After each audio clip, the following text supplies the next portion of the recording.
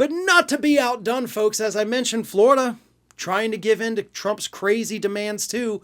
And our Trump-loving governor, Ron DeSantis over here in Florida, is asking the state legislature to give him $5.2 million so that he can create an Office of Election Crime and Security next year.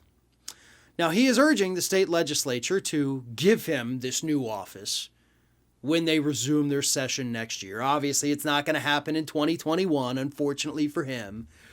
But again, Trump has demanded that we do some audits here in Florida, only of the areas Biden won, the 5 counties Biden won in South Florida, the big ones. And Ron DeSantis says, sure, let me go talk to the legislature. I just got to get about $5 million. I got to hire roughly 50 people. So, it's going to be good. It's going to be a job creating thing, right? We're going to have a new Florida agency, 49 permanent staffers whose sole focus is going to be looking into voter fraud. Yeah, I imagine there's going to be some downtime at that office. So, hey, if you're in the state of Florida looking for a job where you don't really have to do much, maybe wait and see if this new office gets created, because that would be the job for you. Because the problem we have here is that actually there is voter fraud in Florida. We found 3 cases. Just last week it was revealed. All 3 of them from the retirement community called the Villages. And all 3 of them Republicans.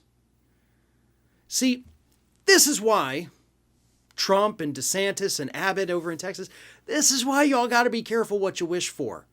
The vast majority of the voter fraud cases that have been found from the 2020 election have been Republicans voting twice. Obviously, some of the more notable cases, we have the man who voted for his deceased mother, used her ballot, voted for Trump. Man who voted for his deceased wife, used her ballot to vote for Trump.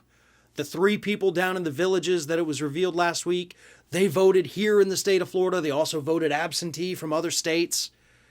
It didn't say who they voted for, but they're all registered Republicans, so we don't have to really even use our imaginations to wonder how those votes went. And according to new reports, they think there's even more voter fraud that took place in the Villages, which is predominantly Republican. So Ron DeSantis, I'm going to tell you this, man. I am actually okay with you creating this division. I truly am. Because voter fraud does need to be addressed if it exists. And if you want to devote time and resources to it, then dang it, you better find some voter fraud here in the state of Florida. And according to the reports, according to an ongoing investigation, apparently the first place you need to go are those retirement communities where it is predominantly Republicans. Because that seems to be where the fraud is running rampant. Much like the other things that have been running rampant in the Villages. If you don't know what I'm getting at, I suggest you Google it. It is, at one point at least, one of the highest rates of STDs in the country, but when they're not doing that, apparently some of them are committing voter fraud as well. And that's what we're dealing with here in the state of Florida. But let's not pretend for a second that voter fraud is actually a real problem that we need to be devoting millions and millions and millions of dollars and thousands and thousands and thousands of hours towards fixing. Are there cases out there? Heck yeah, we found plenty this year. I mean, we found a couple handful of them. Let's be real. Most of them were Republican. So, if y'all want to root it out, if you want to put your own people in jail, fine by me. I'm not going to stop you. But if you want to pretend that our elections are somehow unsafe because of all the fraud, that's where I draw the line, because the evidence tells us otherwise.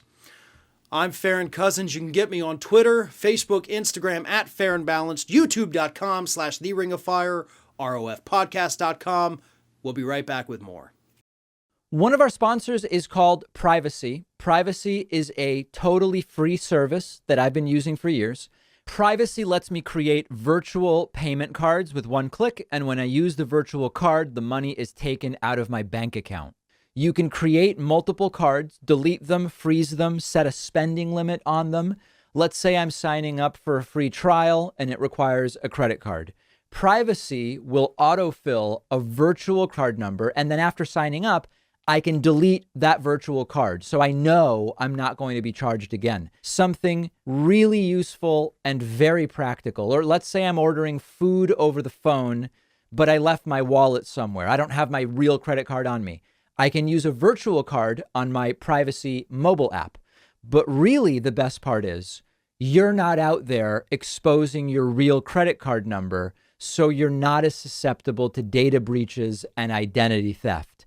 Privacy is a totally free service, and you'll get $5 to spend when you go to privacy.com/Pacman. The link is right underneath this video.